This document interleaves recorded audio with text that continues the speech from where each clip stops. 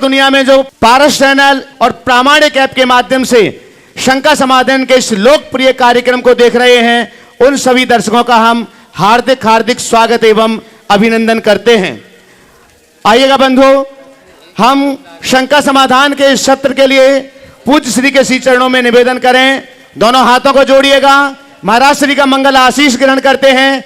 आपके लिए भी मंगल आशीष मिले और आपके माध्यम से देश और दुनिया में इस कार्यक्रम को देख रहे सभी भक्तों के लिए भी मंगल आशीष की छांव प्राप्त हो।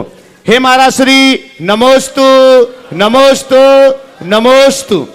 और हम सीधे सीधे पूज्यवर मुनिश्री संधान सागर जी महाराज जी के पावन चरणों में नमोस्तु निवेदित करते हुए शंका समाधान के सत्र को आगे बढ़ाने के लिए निवेदन करते हैं। हे महाराज श्री, नमोस्तु नमोस्तु नमोस्तु। आज के इस सत्र को अपन प्रारंभ करते हैं गुरुदेव के चरणों में।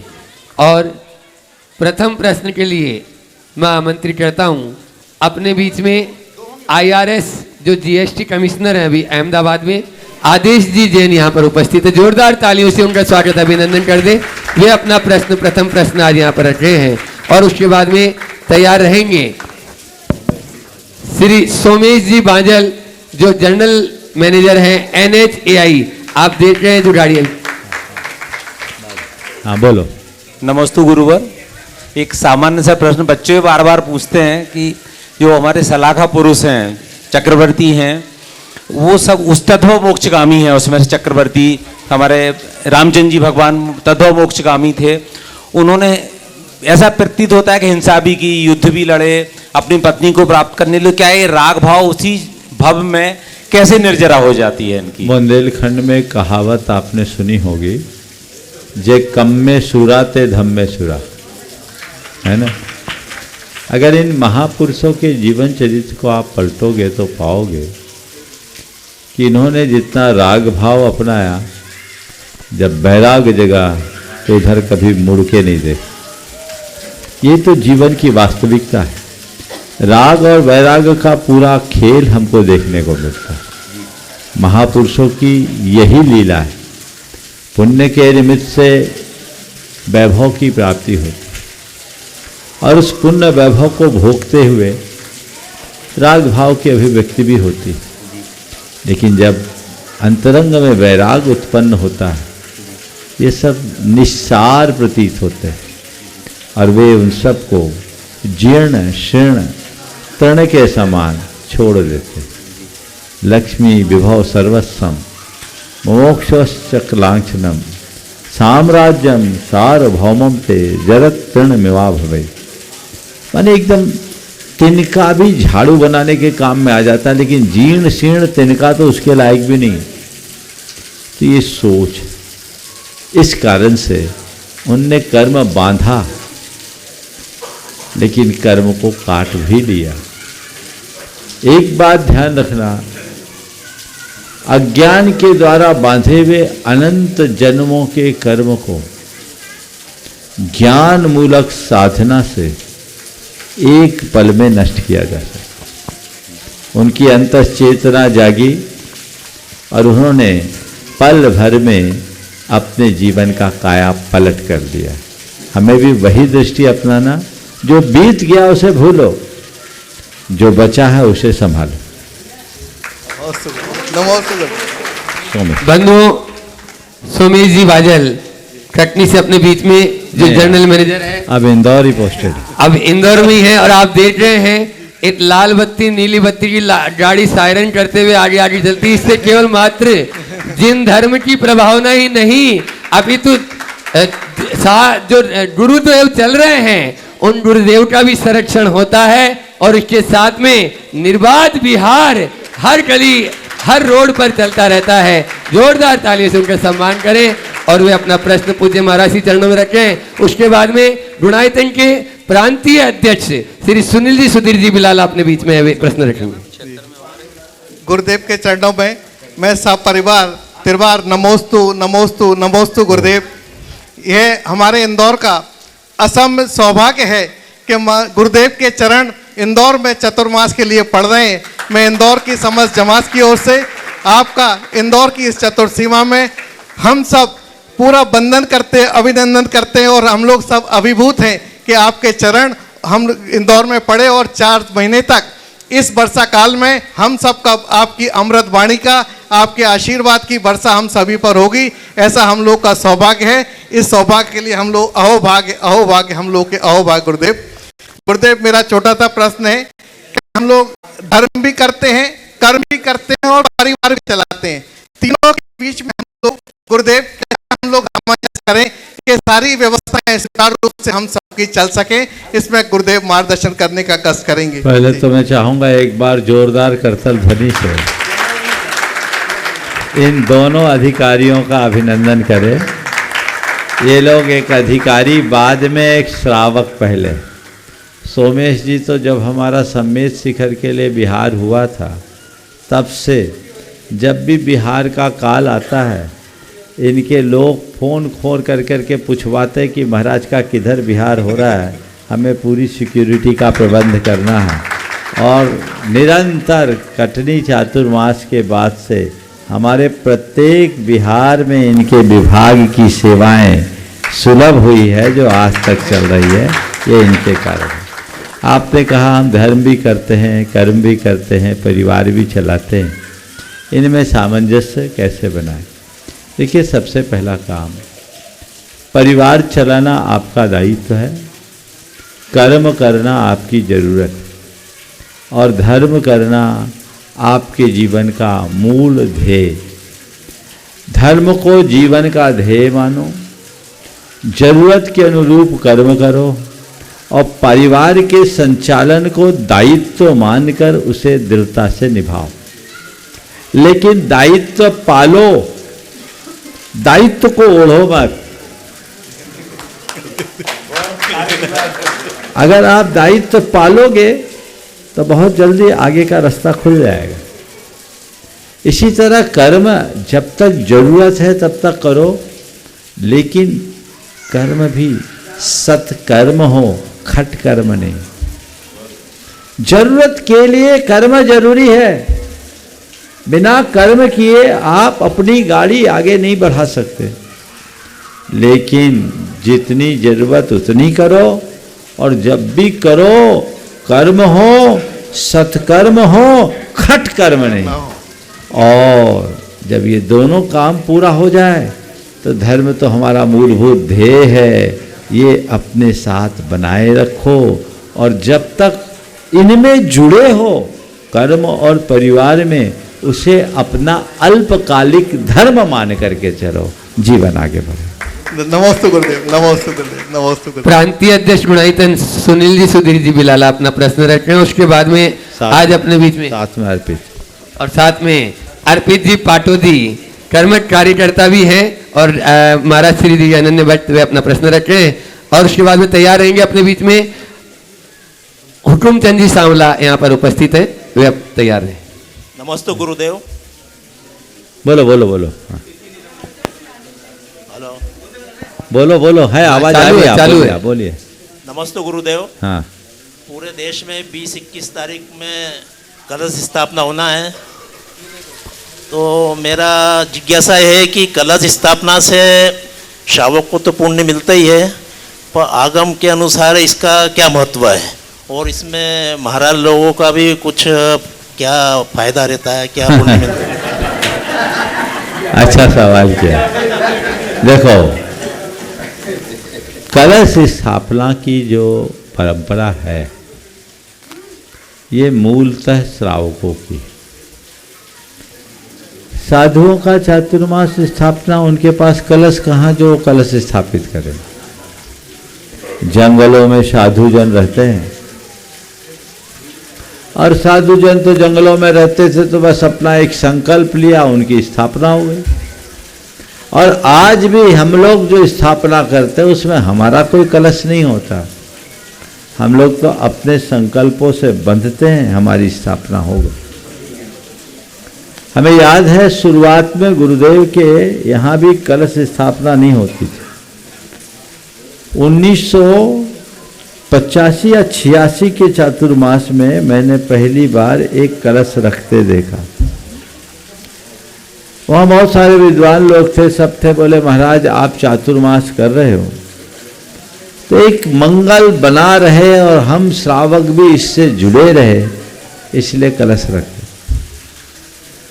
चूंकि अब चातुर्मास एक साधना का अनुष्ठान मात्र नहीं रह गया, अपितु एक प्रभावना का उत्सव बन गया।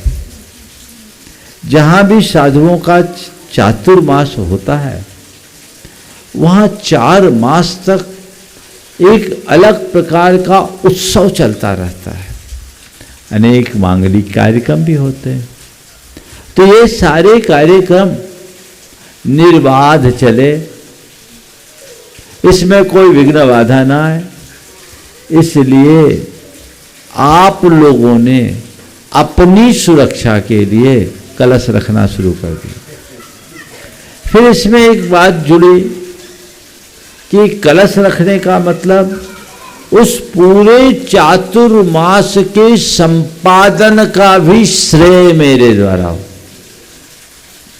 जो कलश रख रहा है वो पूरा चातुर्मास संपन्न कराने का श्रेय प्राप्त कर रहा है। ये चातुर्मास कलश स्थापना का मूल थे। अब धीरे धीरे धीरे चूंकि धर्म की प्रभावना और साधु संतों से लोगों का जुड़ाव बहुत बढ़ गया, इसलिए अब फिर कलशों में भागीदारी बढ़ने लगी, कलशों की संख्याएं भी बढ़ने लगी और फिर धीरे धीरे उसके निमित्त से लोग दान भी करने लगे, द्रव्य भी इकट्ठा होने लगा। तो अब चातुर्मास कलशों का स्वरूप थोड़ा कुछ और बन गया। कलश स्थापना करना बुरा नहीं है, कोई भी मांगलिक कार्यक्रम आप करते हैं तो कलश स्थापित करते हैं, लेकिन कलश स्थापना से चातुर्मास नहीं होता। कलश स्थापना से श्रावक समुदाय संकल्पित होता है, समर्पित होता है कि हम इस चातुर्मास की साधना को प्रभावना का उत्सव बनाने में अपना योगदान देंगे। समझ गए? तो उसमें जितने धार्मिक अनुष्ठान होते हैं उसका जो पुण्योपार्जन होता है, उस पुण्य का एक अंश आप लोगों के खाते आता है और एक अंश नहीं, बड़ा अंश आप लोगों के खाते आता है। इसलिए जहाँ कहीं भी चातुर्मास आदि होते हैं, लोग किसी न किसी रूप में अपनी सहभागिता देते हैं और देना भी चाहिए। नमस्ते गुरुदेव। विश्व हिंदू परिषद के अंतर्राष्ट्रीय उपाध्यक्ष श्री हुकुमचंद जी सांवला अपने बीच में, जोरदार तालियों से उनका स्वागत अभिनंदन करते हैं आप लोग। वहीं पहुंचा दो मैं। हाँ, थोड़ा बाकी लोग साइड हो जाओ। जी हाँ, थोड़ा सार में। वे प्रश्न भी कर रहे हैं और अपनी बात संक्षेप में गुरु चरणों में अभी बात नहीं रखेंगे, प्रश्न करेंगे। हाँ, केवल प्रश्न अभी कर लें और उसके बाद में तैयार रहेंगे तीर्थ क्षेत्र कमेटी के महामंत्री हसमुख जी गांधी। आचार्य श्री विद्यासागर जी महाराज की, आचार्य श्री समय सागर जी महाराज की, गुरुवर द्वय की। मेरा निवेदन यह है महाराज जी, हाँ बोलो। मेरा निवेदन यह है महाराज जी, आज जब भारत भ्रमण में जब जाता हूँ तो मैं स्थान स्थान पर दिव्य भव्य जैन मंदिरों के निर्माण को देखता हूँ। देखकर बहुत आनंद का अनुभव होता है और मैं उसका समर्थन करता हूँ। मेरे सामने प्रश्न यह है कि ये जो मंदिर बन रहे हैं, इनका सुरक्षा का दायित्व कौन लेगा? कल इनकी सुरक्षा का विषय आकर हमारे सामने खड़ा होता है। जैन समाज वीरोपासक है, तो वो वीरता वाले नवयुवक कहाँ हैं हमारे पास? उनको मार्गदर्शन कौन करेगा? इसलिए मैं निवेदन कर रहा हूँ कि चातुर्मास में ही आपके माध्यम से कुछ इस प्रकार का विषय निकल करके आए कि ताकि जैन समाज के युवक इसके रक्षा का उत्तरदायित्व ले, या और कोई विधा हमारे सामने हो सकती है तो कृपया हमारा मार्गदर्शन करें। मैं चाहूंगा एक बार जोरदार अभिनंदन कर दीजिए हुकुमचंद जी सांवला साहब का। आपने जो है बहुत सामयिक और प्रासंगिक है। धर्मायतनों का निर्माण जितना आवश्यक है उससे कहीं ज़्यादा उसकी सुरक्षा भी।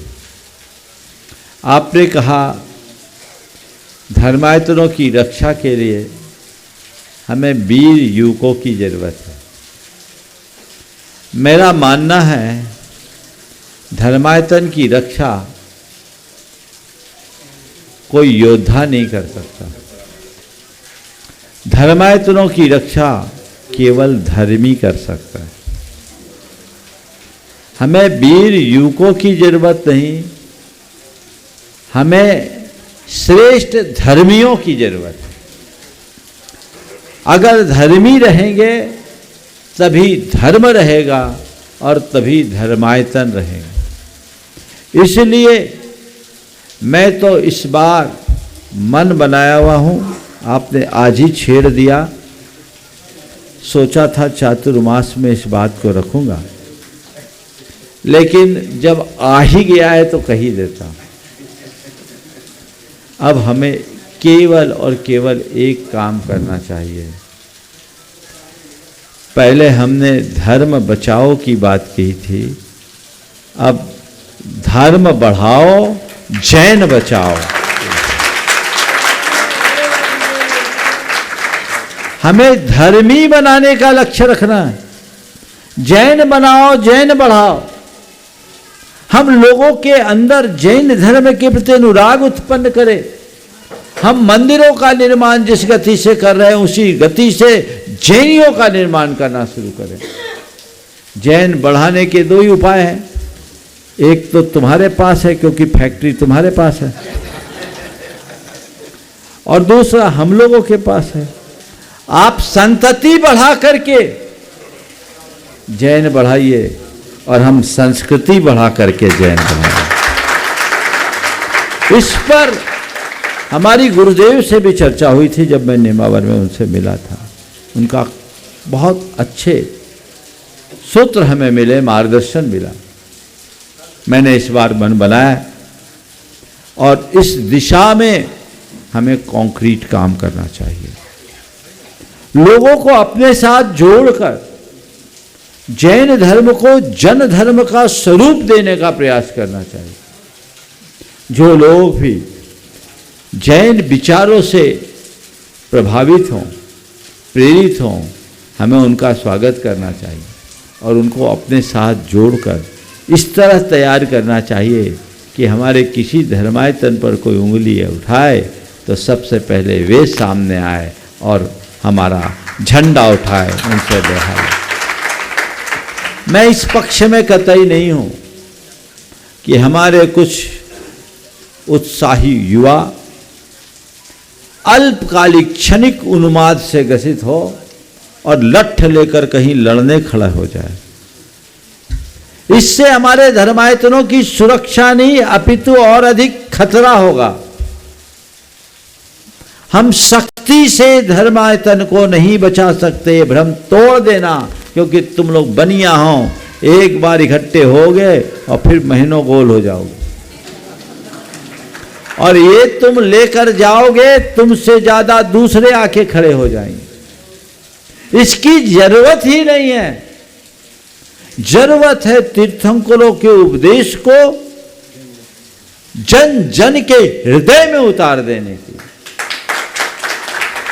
अपने हृदय में सांप्रदायिक कट्टरता लाने की जगह सामाजिक समरसता का औदार्य विकसित करो, जिससे लोग जुड़े और हमारे स्वर में अपना स्वर मिलाने को बाध्य हो जाए। तब हम इन सारी समस्याओं का दीर्घकालिक अपितु स्थायी समाधान पा सकेंगे। आपने बात छेड़ी और आप तो विश्व हिंदू परिषद के राष्ट्रीय उपाध्यक्ष हैं, अंतर्राष्ट्रीय। बैठ करके बात करेंगे। हमें भारतीय संस्कृति को बचाना है और राष्ट्र को आगे ले जाना है। हमें जो सूत्र गुरुदेव से मिले हैं उन्हें साथ लेकर आगे बढ़ने की योजना बनानी। तीर्थ क्षेत्र कमेटी के मंत्री हसमुख जी गांधी अपना प्रश्न रख रहे हैं और उसके बाद में तैयार रहेंगे। अब यहाँ पर आज डबल चौकी, जहाँ प्रातःकाल की पूरी आहार की वैयावृत्ति पूरी उन्होंने लाभ लिया। वहाँ के अध्यक्ष मंत्री सभी यहाँ पर उपस्थित हैं। पूरी कमेटी एक साथ खड़ी हो जाएगी। कल उनको अवसर नहीं प्राप्त हुआ, अभी नव निर्वाचित कमेटी है ये, और वो उनमें से संदीप जी टोंगे अपना प्रश्न रख देंगे। नमोस्तु गुरुवर, नमोस्तु गुरुवर, अभी नमोस्तु बैठो। गुरुवर। हाँ हाँ बोलो। एक तो इसी प्रश्न के आगे, जितने हमारे तीर्थ नवीन बन रहे हैं या पुराने तीर्थ क्षेत्र हैं, वहाँ पर एक भी जैन परिवार नहीं। करीब 80% तीर्थ ऐसे होंगे जो जंगलों में होंगे, ऐसी जगह पे जहाँ एक भी जैन परिवार नहीं है। तो इसी के आगे की बात जो आपने भी कही है, उसमें जैसा भी समाधान हो वैसा नमोस्तु करते निवेदन। दूसरा जो मेरा मूल प्रश्न है, हमें वर्तमान में जीना चाहिए ऐसा नीति कहती है, धर्म भी कहता है, लेकिन ये हमारा भूत एकदम हावी हो जाता है उस पर और भविष्य की चिंताएं भी आ जाती है। तो वर्तमान में जीने का कोई बहुत अच्छा नुस्खा दे दें। बहुत सुंदर। महाराज देखिए, जो बात आपने की है हसमुख जी, बहुत ही अच्छी बात है, और हम सबको मिल बैठकर इस पर बहुत गंभीरता से विचार करना है। और अब तो आप लोगों के बीच जा ही रहा हूं, मुझे लगता है इस बार इंदौर की धरा से कुछ अद्भुत होगा। जय हो, जय हो, जय हो। अब इस समय कुछ नहीं कहना चाहूंगा, लेकिन मैं यही चाहता हूं कुछ ऐसा हो जो हमारी संस्कृति को सुदीर्घ काल तक पुष्ट करते रहे। आप सबके पुण्य से जो होना होगा होगा। मैं तो अपने आप को केवल निमित्त मात्र मानता हूं। आपने जो सवाल किया कि भूत की स्मृतियों से मुक्त होकर और भविष्य की कल्पनाओं से बचकर वर्तमान में जीने का अभ्यास कैसे करें, उसके लिए दो बातें अपनानी। अतीत को भूलने का अभ्यास करें। अतीत को भूलने में दो बात अपनाना है। हमारे साथ जो अतीत की स्मृतियां होती है वो दो तरह की होती है। एक तो दुर्घटनामूलक और दूसरी दुर्व्यवहार मूलक। कोई दुर्घटना घट गई, वो हमारे मन मस्तिष्क में अंकित होती है, उसके कारण कोई बड़ा नुकसान हो गया जिसे हम भूल नहीं पाते। अगर कोई भी दुर्घटना है, उसे महज कर्म संयोग मानकर स्वीकार करे। पहली बात, ठीक है, होना था, हो गया, कर्म का योग था, स्वीकार करे। और कोई ने दुर्व्यवहार किया तो उसे क्षमा करना शुरू कर दो। स्वीकार भाव और क्षमा भाव आ गया तो भूत आपके ऊपर हावी नहीं होगा। और जिनके हृदय में स्वीकार भाव न हो और जिनके मन में क्षमा न हो, भूत उनके सिर पर नाचता रहता है। और जिसके सिर पर भूत नाचेगा उसका हाल तो बेहाल होना ही। तो भूत को भूलने के लिए दो बातें, स्वीकार भाव और क्षमा भाव। और भविष्य के कल्पनाओं से बचने के लिए एक संकल्प, वो है वर्तमान को सार्थक करने का, और कुछ नहीं करना। मुझे वर्तमान को सार्थक करना है, बस इतना संकल्प मन में आ जाए। और जब हम वर्तमान को सार्थक करना शुरू करेंगे, भविष्य अपने आप उज्जवल हो जाएगा। ज्यादा कुछ कहने की आवश्यकता नहीं है। नमोस्तु गुरुवर, नमोस्तु, नमोस्तु। डबल चौकी, एक चौकी नहीं, दो चौकी है। डबल चौकी कमेटी पूरी प्रश्न कर रही है, और उसके बाद में तैयार रहेंगे मुकेश रश्मि सिंघई मंदसौर, जो गुड़ाईतन की ट्रस्टी भी है और प्रमाणित समूह से भी जुड़े हुए हैं। बोलो। नमोस्तु गुरुदेव। गुरुदेव, राग द्वेष के इस भेष में, ओम, धीरे से बोलो। हाँ बोलो। नमोस्तु गुरुदेव। गुरुदेव, राग द्वेष के इस भेष में खुद को विशेष मानकर भ्रमित हो रहे हैं। इस भ्रम को दूर करते हुए अपना शेष जीवन कैसे व्यतीत करें कि हमारे अवशेष भी विशेष हो जाए? देखो, सवाल तो बड़ा साहित्यिक लहजे में प्रकट किया, पर भ्रम को दूर करना है तो कुछ मत करो, यथार्थ को जान लो। यथार्थ को जानते ही सारा भ्रम दूर हो जाता है। हम लोगों के जीवन की विडंबना यह है कि हम पूरी जिंदगी इस यथार्थ को झुठलाने की कोशिश करते हैं। हम झूठ को सच मानते हैं और सच को झुठलाने में अपना समय बर्बाद करते हैं। हम सच और झूठ के भेद को पहचाने, इसी का नाम भेद विज्ञान है। जिस दिन ये उद्घाटित होगा, सारा रास्ता अपने आप बदल जाएगा। मुकेश रश्मि सिंह जी मंदसौर अपना प्रश्न रख रहे हैं, जो गुणायतन की ट्रस्टी और प्रमाणित समूह से जुड़े हुए हैं। और उसके बाद में पीछे माइक दीजिए। गिन्नी गोल्ड ग्रुप से आज यहाँ पर गजेंद्र जी उपस्थित हैं और उनके साथ में प्रश्न करेंगे ब्रह्मचारी दिनेश भैया जी, पंचबाल्यती संस्कार पत्रिका के संपादक, इंदौर। ओम बोलो मुकेश जी। हाँ नमोस्तु गुरुदेव। हाँ बोलो। नमोस्तु गुरुदेव। ओम जो वहीं। शब्द है वो हमारी संस्कृति में काफ़ी महत्वपूर्ण है और उसे अनाहत शब्द भी कहते हैं, तो ऐसा क्यों महाराज जी? ओम को अनहद नाद कहते हैं, अनहद इसे अजपा जप भी बोलते हैं। ओंकार एक ऐसा नाद है जो सीधे हमारी नाभि से उत्पन्न होता है और उससे एक ध्वनि टकराए जिसे पराध्वनि कहते हैं। समझ गए? दंत, तालु और ओष्ठ के प्रयोग के बिना, जिह्वा के प्रयोग के बिना सीधे ओम का नाद होता है, इसलिए इसे अनहद नाद कहते हैं। नमोस्तु महाराज। गिन्नी गोल्ड ग्रुप के गजेंद्र जी साथ में प्रश्न कर रहे हैं ब्रह्मचारी दिनेश भैया जी, और उसके बाद में तैयार रहेंगी 3-4 MBBS के बच्चे बच्चियां यहाँ पर उपस्थित हैं, वे अपना प्रश्न रखेंगे। नाम बोल दो। नमोस्तु महाराज श्री। बोलो। अभी आचार्य गुरुवर विद्यासागर महाराज जी की एवं आचार्य श्री विराट सागर महाराज जी की समाधि हुई।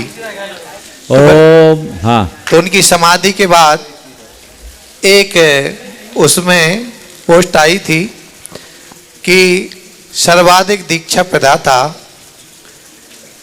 आचार्य जी के साथ तो थे ही, क्योंकि आचार्य जी ने सर्वाधिक दीक्षाएं दी हैं। 131 मुनिराज, 172 आरिका माता जी, 61 एलक जी, 141 छुल्लक जी और 3 छुल्लिका माता जी, 508 दीक्षाएं दी हैं। जबकि आचार्य श्री विराट सागर महाराज जी ने 350 दीक्षाएं का उल्लेख मिलता है। और वैसे हमने देखा श्वेतांबर संप्रदाय या दिगंबर संप्रदाय में इससे ज़्यादा दीक्षा देने वाले आचार्य श्री ने जो 508 दीक्षाएं दी हैं, इससे ज़्यादा दीक्षा देने में कहीं भी उल्लेख नहीं मिलता है। तो हमारा प्रश्न यह है कि इसका रिकॉर्ड क्या कोई तोड़ सकता है, और इसके संबंध में आप मार्गदर्शन करें। देखो, आचार्य महाराज ने दीक्षाएं दी और उनके द्वारा प्रदत्त दीक्षा एक रिकॉर्ड बन गया, इसमें कोई संशय नहीं। लेकिन ये बात मानकर चलना, गुरुदेव ने रिकॉर्ड बनाने के लिए कोई काम नहीं किया। अगर रिकॉर्ड ही बनाना होता तो तुम जैसे हजारों भाई बहन अभी लाइन में नहीं लगे हैं। वहाँ तो वर्षों वर्षों प्रतीक्षा के बाद भी नंबर नहीं लगता। और आरिका दीक्षाओं का योग तो ऐसा हुआ कि 2006 के बाद 18 साल से दीक्षा ही नहीं हुई। मुनि दीक्षा भी उन्होंने बहुत रुक रुक के दी। हमारी दीक्षा के 9 साल बाद मुनि दीक्षा हुई, 9 साल तक कोई दीक्षा नहीं हुई। तो ऐसे ही चलता है। तो उन्होंने कोई रिकॉर्ड बनाने की कोशिश नहीं की, लेकिन उन्होंने जो कुछ किया वो अपने आप में रिकॉर्ड बन गया। अब रहा सवाल क्या है, रिकॉर्ड और भी कोई बना सकता है? हम तो चाहते हैं ऐसा रिकॉर्ड बने जिन शासन की प्रभावना हो, इससे अच्छी बात क्या है। लेकिन इतना मैं जरूर कहूँगा, अगर रिकॉर्ड बनाने के लिए कोई करेगा तो रिकॉर्ड बिगड़ेगा, क्योंकि मुनित्व कोई साधारण बात नहीं। अगर बढ़े और इससे भी आगे बढ़े तो इससे खुशी की बात नहीं है। लेकिन गुणवत्तापूर्ण दीक्षाएं हो। संख्या बढ़ाने के लिए अगर कोई सोच ले तो मेरे जैसा सोच ले कि मुझे रिकॉर्ड बनाना है और पकड़ पकड़ करके दीक्षा देने लगे, तो रिकॉर्ड बनाना तो बहुत सरल है। हाँ, हमने सुना है गवास्कर के टाइम में मैच बहुत कम होते थे तो रिकॉर्ड बहुत धीरे बनते थे। सचिन के ज़माने में वनडे वगैरह ज़्यादा होने लगे, मैच ज़्यादा होने लगे तो उनका रिकॉर्ड और जल्दी बन गया। और अब कोहली और दूसरे आ गए तब तो और ज़्यादा हो गए। तो चीज़ें ऐसे ही बनती है और बदलती है। ये सब चीज़ें चूँकि आप लोग तो आंकड़े छापते रहते हो इसलिए रिकॉर्ड पकड़ रहे हो। मुझे तो ये भी पता नहीं था कि गुरुदेव ने कितनी दीक्षाएं दी। आपके पास है, अगर मुझसे कोई पूछ लेगा ना शंका समाधान में तो मैं यही कहूँगा कि संस्कार सागर में खोल के देख लो। उत्तर तो दूंगा, बिना उत्तर के तो रहूँगा नहीं, पर कहूँगा संस्कार सागर में छपता वहाँ देख लो। लेकिन कहने का तात्पर्य कुल ये है कि ये सब चीज़ें सहज होती। और गुरुदेव ने एक वाक्य कहा, मैंने अपने जीवन में कभी कर्तृत्व को नहीं अपनाया, सारा जीवन केवल कर्तव्य की भावना से पूरा किया। गुरुदेव के हृदय में कर्तव्य का भाव और कर्तृत्व शून्यता किस स्तर की थी, एक प्रसंग याद आ रहा है, सुनाने का मन हो रहा है। गुरुदेव कुंडलपुर में विराजमान थे। 2001 में जब कुंडलपुर का महा महोत्सव हुआ था और उस समय मेरी वहाँ केंद्रीय भूमिका थी। एक रोज गुरुदेव बिल्कुल शांत, कार्यक्रम संपन्न होने के बाद बैठे थे अनन्य मनस्क होकर। मैं पहुँचा थोड़े देर से, शाम को हम लोग बैठते थे। बातचीत छेड़ने के क्रम में मैंने कहा, वो बार बार ये कह रहे थे प्रशांत वना, प्रशांत आए मनांत वास्त्रता। बोले गुरुदेव आज हम लोगों से कुछ गलती हो गई ऐसा लगता है। बोले क्यों? बोले ले दे के आधा घंटे का समय हम लोगों को आपका मिलता है और आज आप बिल्कुल अंतर्मुख हो, और कब अब कार्यक्रम ख़त्म हो गया, कब घंटी बजा दो हम लोग बिहार हो जाए पता नहीं। हम लोग कुछ चाहिए, बातचीत सामान्य हुई। और मैंने एक सवाल किया कि गुरुदेव, 2 सवाल किया था उनसे उसी दिन। पहला सवाल मैंने ये किया कि ज्ञान सागर जी महाराज की जिस दिन समाधि हुई उस दिन आपको कैसा लगा?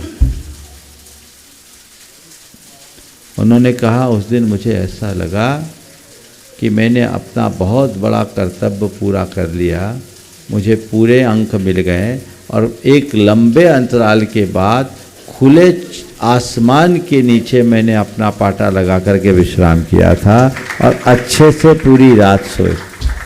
क्योंकि ज्ञान सागर जी की सेवा में वो निरत रहते थे, उन्हें साइटिका का दर्द रहता था तो वो अंदर रहते थे। तो उन्होंने ये कहा कि मैं पहली एक लंबे अंतराल के बाद खुले आसमान के नीचे, 30 जून का टाइम था, गर्मी थी, 30 मई। मैंने उनसे पूछा, आपको ऐसा नहीं लगा कि आपके ऊपर से एक बड़ा हाथ उठ गया?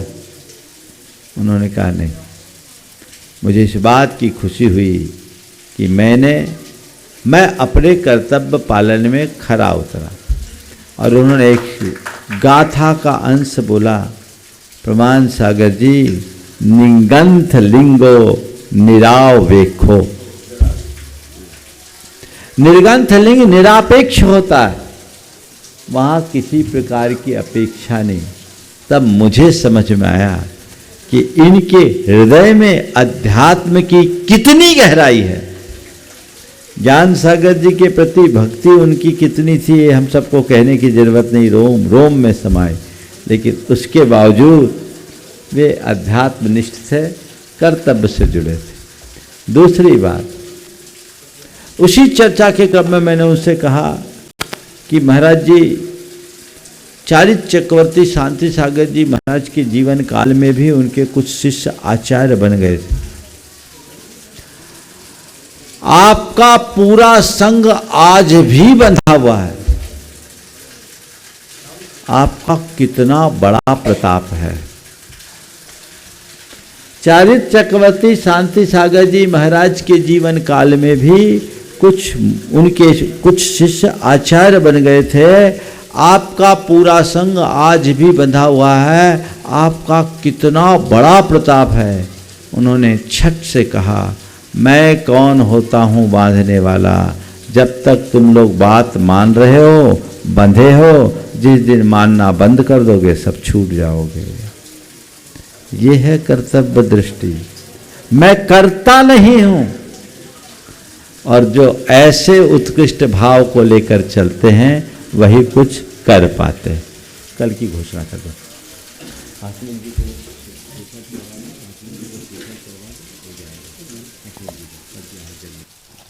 अगले प्रश्नकर्ता को मैं बुलाऊं उससे पहले अपने बीच में बाल ब्रह्मचारी अशोक भैया जी, बाल ब्रह्मचारी अभय भैया जी यहाँ पर उपस्थित, जोरदार ताली से इनका स्वागत अभिनंदन करें। वे अपनी बात यहाँ पर रखें। पूज्य महाराज, कल की आहारचर्या की सूचना आप तक प्रेषित कर रहा हूँ। कल आज का रात्रि विश्राम यहीं पर संपन्न होगा और कल प्रातः काल की वेला में परम पूज्य मुनिश्री प्रमाण सागर जी महाराज का सत्संग विहार होगा। और कल की आहारचर्या जिनके प्रतिष्ठान में संपन्न होगी, MASC हमारे हंसमुख जी गांधी कोल्ड ड्रिंक स्टोर्स, वहाँ पर कल की आहारचर्या संपन्न होगी। मैं चाहूँगा श्रीफल चढ़ा के गुरुवर का आशीर्वाद प्राप्त करें। और इनकी एक भावना और थी, लेकिन मैं आपसे कहना चाहूँगा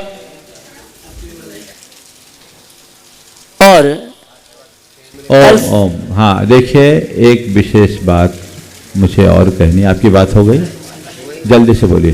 और कल सायंकालीन शंका समाधान का कार्यक्रम हमारे अजय कश्मीरा जी JMB परिवार जो कि 25 संपत वेली अम्बा मोलिया गांव बिचौली इंदौर में निवास करते, वहां पर चैत्यालय है। कल की शंका समाधान का कार्यक्रम वहीं पर संपन्न होगा और परसों की आहारचर्या भी वहीं पर संपन्न होगी। और परसों का सायंकालीन परसों का सायंकालीन अभी मत बोलो, कल की शंका समाधान और परसों की आहारचर्या, ठीक है। लेकिन ये घोषित तो है, अगर कोई निमित्त उल्टा हो जाए तो उसमें संशोधन भी हो सकता है। अगर संशोधन होगा तो विभिन्न माध्यमों से आप लोगों को बता दिया जाए।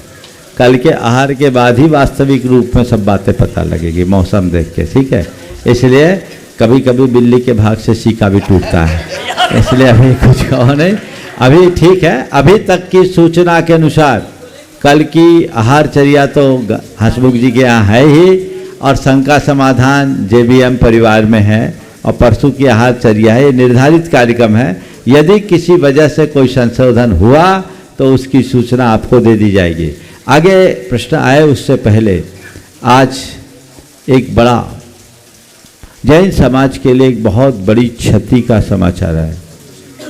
हमारे जैन जगत के एक महान विभूति वैद्यराज सुशील जी, आरोग्य भारती जयपुर के संचालक, आज इस दुनिया में नहीं रहे।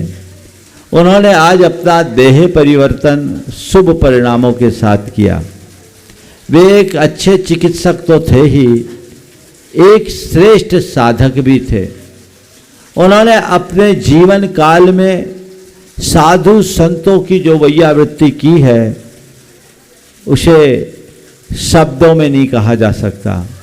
आम जनों की भी उन्होंने जिस तरह की चिकित्सा की वो अपने आप में अद्भुत थी, उसे किसी भी तरीके से भुलाया नहीं जा सकता।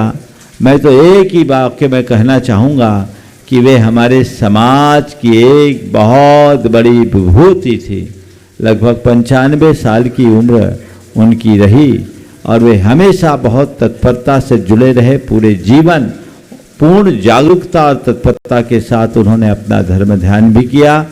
आज वो यहाँ नहीं है, आना जाना तो सबका लगा है, लेकिन अब उनके बाद जो आरोग्य भारती रह गया है, उनकी बेटी कला जी काशलीवाल के कंधों पर उसके पूरे संचालन का दायित्व है। और एक बेटी होकर के भी उन्होंने अपने पिता के हुनर को पूरी तरह आत्मसात किया है। मुझे पूर्ण उम्मीद है कि वे अपने पिता की इस धरोहर को, इस विरासत को आगे बढ़ाएगी। और इस घड़ी में मैं पूरे उनके परिवार और उनके सारे परिजनों के साथ उनके प्रशंसकों को भी यही आशीर्वाद देना चाहूँगा कि इस घड़ी में धैर्य रखे और इसे प्रकृति का एक विधान मानकर स्वीकार करे, क्योंकि काल बलि के आगे किसी की नहीं चलती, आना जाना तो लगा हुआ है। इस सत्य को पहचानते हुए हम इसे मोह भाव का निमित्त न बनाकर ज्ञान भाव से देखने की कोशिश करें। ओम।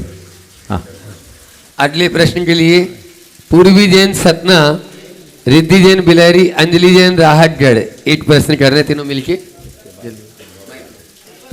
और उसके बाद में अपने बीच में अनुभव जी सराफ, राजेश जी भारी जो भोपाल से आए हैं, शिरोमणि संरक्षक गुणायतन, दोनों आप लोग अपना प्रश्न पूज्य महाराज श्री देवी चरणों में रखेंगे। नमोस्तु महाराज जी, नमोस्तु महाराज जी, नमोस्तु महाराज जी। संत शिरोमणि आचार्य गुरुवर्षी विद्यासागर जी महामुनि राज की जय। सीधे सवाल करो, जयकार नहीं बोलो। महाराज जी, हम MBBS की छात्रा हैं, इंडेक्स मेडिकल कॉलेज में पढ़ते हैं। महाराज जी, हमने 12वीं कक्षा तक प्रतिभा स्थली में पढ़ाई की है, तो हमने वहाँ पे बहुत सारे नियम लिए थे, तो अभी वो MBBS के टाइम पे पूरे पल नहीं पा रहे हैं, तो उसके लिए महाराज जी कोई प्रायश्चित दीजिए या फिर मार्गदर्शन दीजिए। देखो, ये बहुत सौभाग्य है तुम्हारा कि तुमने प्रतिभा स्थली में पढ़ाई की, अच्छे संस्कार पाए और नियम भी। लेकिन अब उच्च शिक्षा में जाने के कारण नियम नहीं पल पा रहे हैं, ये बात ठीक नहीं। नियम तुम पाल नहीं रही हो, ये बात सही। क्यों नहीं पल सकता नियम? मन में दृढ़ता रखो। अपने नियमों को खोकर के जीवन में आगे नहीं बढ़ पाओगे। जो मनुष्य अपने जीवन में लिए छोटे से नियम को नहीं निभा सकता, वो अपने जीवन में कुछ नहीं कर सकता। मैं तुम्हारे सामने एक उदाहरण दूंगा। एक युवक मेरे पास आया 2007 में, जब मैं समेत शिखर में था। वो BHU से IIT कर रहा था। उसके रात्रि भोजन का त्याग था। शायद तुम्हारा भी इसी तरह के नियमों में दिक्कत हो रही होगी। उसने कहा, महाराज मैंने जीवन में रात्रि भोजन नहीं किया, अब मुझे कॉलेज में दिक्कत आ रही, मैं क्या करूं? मैंने उससे एक वाक्य पूछा, एक सवाल किया कि तुम ये बताओ कि तुम जीवन भर नियम को निभाने का सुकून पाना चाहते हो या तोड़ देने की कसक? उसने कहा, महाराज मैं नियम निभाना चाहता हूं। तो मैंने कहा, फिर निभाओ। जैसे हम लोग एक टाइम खाकर अपना जीवन बिताते, तुम भी बिता सकते हो। मैंने उसे उपाय दिया कि तुम सुबह भोजन मिलो, कुक से बात करो, 4 चपाती अपने पास रख लो उससे लेकर, और जैसे कॉलेज से छुट्टी हो केले टमाटर की सलाद के साथ खा लो, या चना और मूंग भिगो लो, उससे अपना काम चला लो। कुछ भी अपने पेट को आधार दे के काम कर लो। उसको मैंने मोटिवेट किया। उसने कहा, महाराज आपने मुझे मार्गदर्शन दे दिया, आप संबल मिल गया, मैं अपने नियम को निभाऊंगा। उसके बाद 2009 के चातुर्मास के अंत में वो आया, उसका मारुति में सिलेक्शन हो गया था। और मैं जब उससे पूछा कि भाई क्या हुआ, तुम्हारा नियम निभ गया? बोला, महाराज जी मैं एक टाइम खाकर पूरा IIT कर लिया, एक टाइम खाकर। पता है वो कौन था? वो था उसका नाम था मनीष, जो आज ब्रह्मचारी मनीष के रूप में पूर्णायु के पूरे प्रकल्प को संभाल रहा। मजबूत बनो, मजबूर नहीं। कठिन परिस्थितियों में नियमों को निभाने की चुनौती होती, इसलिए उन परिस्थितियों में नियमों को निभाइए। अनुभव जी सराफ प्रचार मंत्री गुणायतन और राजेश जी बारिल शिरोमणि संरक्षक गुणायतन अपना प्रश्न रखें। गुरुदेव के चरणों में बारंबार, और उसके बाद में अभी नहीं, बस यहीं रोकेंगे। गुरुदेव के चरणों में बारंबार नमोस्तु वंदन पूरे भोपाल जैन समाज का गुरुवर। आज क्वेश्चन राजेश भैया पूछ रहे हैं। हाँ, साथ में हो जाए। गुरुदेव के चरणों में बारंबार नमोस्तु। गुरुदेव, मेरी शंका है, हम लोग जो फ्लैक्स लगाते हैं उनमें पंचकल्याणकों में भगवान के फ़ोटो भी लगते हैं, महाराज लोगों के फ़ोटो भी लगते हैं, और उसके बाद वो फ्लैक्स जो है कई जगह मैंने देखा है कि लातों में चले जाते हैं। अब ऐसी स्थिति में मैं जानना चाहता हूँ कि हम इन चीज़ों को कैसे व्यवस्थित करें कि पहले तो मैं चाहूँगा एक बार जोरदार अभिनंदन इन लोगों का कर दीजिए। और ये लोग धर्म प्रभावना के क्षेत्र में बहुत ही अग्रणी भूमिका रखते रहे हैं और आगे भी रखते रहेंगे। आपने जो सवाल किया है, ये सवाल उस समय भी उठा था जब भगवान बाहुबली के मस्तकाभिषेक के समय और उससे पूर्व भगवान महावीर के 25वां निर्वाण महोत्सव के समय इनकी तस्वीरों को अखबार में छापे या न छापे, ये सवाल आया। लोगों की तरफ से एक पीड़ा प्रकट हुई कि अखबारों में छपेगा तो अखबारों में तो लात भी पड़ेंगे और लोग उसमें खाएंगे पिएंगे भी, और कई बार तो अखबारी कागज से लोग गड़बड़ भी कर लेते हैं। तो उन सब बातों पर विचार मंथन के बाद एक निष्कर्ष निकला कि दिगंबरत और धर्म की प्रभावना के लिए हमारे पास और कोई माध्यम नहीं है, इसलिए इन्हें प्रकाशित होने देना चाहिए। हमारे लिए वो पूज्य प्रतीक है, बाकी के लिए तो कागज का टुकड़ा। तो मैं उसी को आधार लेकर कहता हूं कि इससे आज प्रभावना होती है, इसलिए इसका निषेध नहीं। पर हम टेक्नोलॉजी के युग में जी रहे हैं। अगर ऐसी कोई टेक्नोलॉजी हो कि इन सबको रिसाइकिल किया जा सके तो इनका हम उपयोग कर सकते हैं। जैसे कागज को रिसाइकिल कर लिया जाता है, ऐसे ही फ्लैक्स को गला करके और कोई उपयोग करने की टेक्निक हो तो ऐसा प्रयास करना चाहिए। फ्लैक्स को हो जाता है, ये देखिए फ्लैक्स नहीं होता, कागज होता है। चलिए, ये बता रहे हैं पंचबालियती में कागज तो अभी भी रिसाइकिल ये कराते हैं ब्रह्मचारी दिनेश भलैया जी। अभी उन्होंने बताया कि फ्लैक्स को हम साफ कर देते हैं, उसकी प्रिंट को हटा देते हैं, तो चलिए वो अभिनय से बचा जा सकता है। और आप तो इस इंडस्ट्री से बहुत अच्छे से जुड़े हो, पूरी जानकारी लो और इस मंच पर उसे बताया जाए ताकि इस समस्या से स्थायी रूप से सभी मुक्त हो सके, समाधान प्राप्त कर सके। ओ इंदौर तैयार है, क्या आप तैयार हैं एक ऐसे संत की आगवानी करने के लिए जिस संत को आज तक आप अपने घरों पर टीवी चैनल के माध्यम से देखते थे, पारस जिरवानी चैनल के माध्यम से, लेकिन अब वो संत साक्षात 4 महीने आपके नगर में विराजमान होगा। तो ऐसे संत की आगवानी के लिए हो जाइए तैयार, क्योंकि इंदौर तैयार है। 17 जुलाई बुधवार प्रातः 7 बजे उदयनगर से मंगल आगवानी महाराज श्री की प्रारंभ होगी।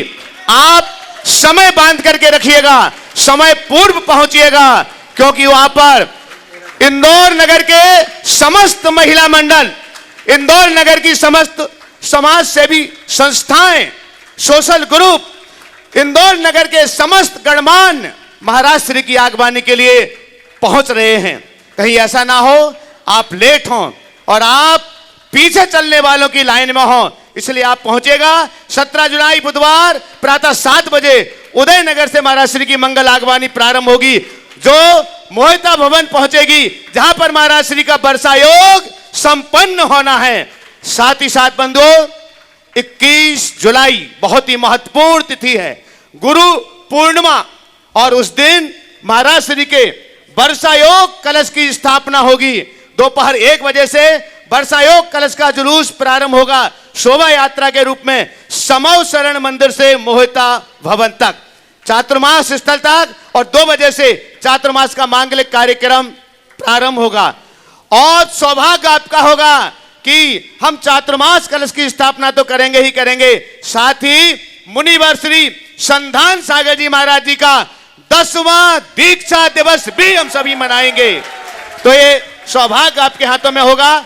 आप आइएगा सारे कार्यक्रमों में। और घोषणा आज इस मंच से हो चुकी है कि महाराज श्री इंदौर में कुछ लेने के लिए नहीं आ रहे हैं, इंदौर वालों को कुछ देने के लिए नहीं आ रहे हैं, वरन इंदौर वालों को बदलने के लिए आ रहे हैं। तो आप तैयार हो जाइएगा अपने आप को बदलने के लिए। बहुत आगे के समय का उपयोग करो। आगे के प्रश्न के लिए मैं आमंत्रित कर रहा हूँ अपने बीच में। अभी जो अशोक भैया जी ने आप सबके बीच बात की, निश्चित मैं देख रहा हूँ इंदौर तैयार है,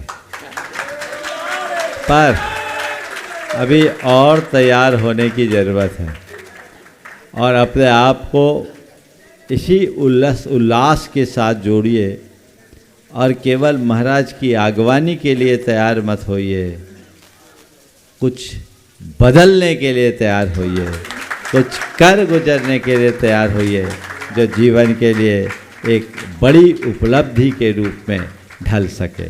आगे। हाँ, संदीप गंडवाल, लक्की भैया, योगेश भैया जो डुनायतन के ट्रस्टी भी हैं, वैभव नगर की पूरी टीम यहाँ पर है लेकिन खड़ी नहीं होगी, हो जान दो। अध्यक्ष मंत्री सभी उपस्थित हैं वैभव नगर से, लेकिन हाँ जितने खड़े हो सकते हैं देख लो। चलो एक सवाल। हाँ जल्दी करो लक्की भैया। गुरुदेव को और मेरा नमस्तु, परिवार का नमस्तु। गुरुदेव, मेरे माता पिता ने काफ़ी अच्छे धर्म से संबंधित सारे कार्य किए हैं। आप सभी गुरुओं का काफ़ी सेवा किया है। हम परिवार वाले, हम बच्चे भी कोशिश पूरी करते हैं, लेकिन हम आगे अपने आने वाले बच्चों को और हम कैसा करें कि गुरुदेव उनकी सारी बातें आपके सामने जो हुई है वो कंटिन्यू जारी रहे। देखो, जैसे अपने माँ बाप को देख के तुमने सीखा, वैसे ही तुम अपने बच्चों को कुछ ऐसा दिखाओ कि वो सीख सके। हमारे युवा को आप थोड़ा सा छोटा सा मार्गदर्शन दे। बस मैं इतना ही कहूँगा कि अपने घर के बड़े बुजुर्गों के आदर्शों का अनुकरण करें, चीजें अपने आप आ जाएगी। ओम शांति। नमस्ते। श्रेयांश जी टोंडिया हाट पीपले अपना प्रश्न रखेंगे, उसके बाद खुशी कासलीवाल एलोरा अपनी टीम के साथ में। ओम, थोड़ा जल्दी कर ले। ओम, चलिए। श्रेयांश। नमोस्तु गुरुदेव। मेरा सवाल था, जिन लोगों को आपके रिश्तों की कद्र नहीं, उनके साथ खड़े होने से अच्छा है अकेले खड़े रहना, तो क्या ये अभिमान है या स्वाभिमान? देखिए, सुरक्षित दूरी है, इसे अभिमान मत कहिए। इस प्रकार आज के इस सत्र को परम पूज्य गुरुदेव के चरणों में नमन अर्पित करते हुए यहीं पर विराम। जो शेष रह गए वे कल प्रतीक्षा करेंगे। बोलिए परम पूज्य आचार्य गुरुवर श्री विद्यासागर जी महाराज की, परम पूज्य मुनि श्री 108 प्रमाण सागर जी महाराज की। हेलो, चलिए आरती का रहे हैं भैया जी। हेलो। विद्यासागर जी महाराज आज तारी आरती उतारो, समय सागर जी महाराज, प्रमाण सागर जी महाराज, निर्भीक सागर जी महाराज, संधान सागर जी महाराज, आज तारी आरती उतारो, तारी मूरत निहार।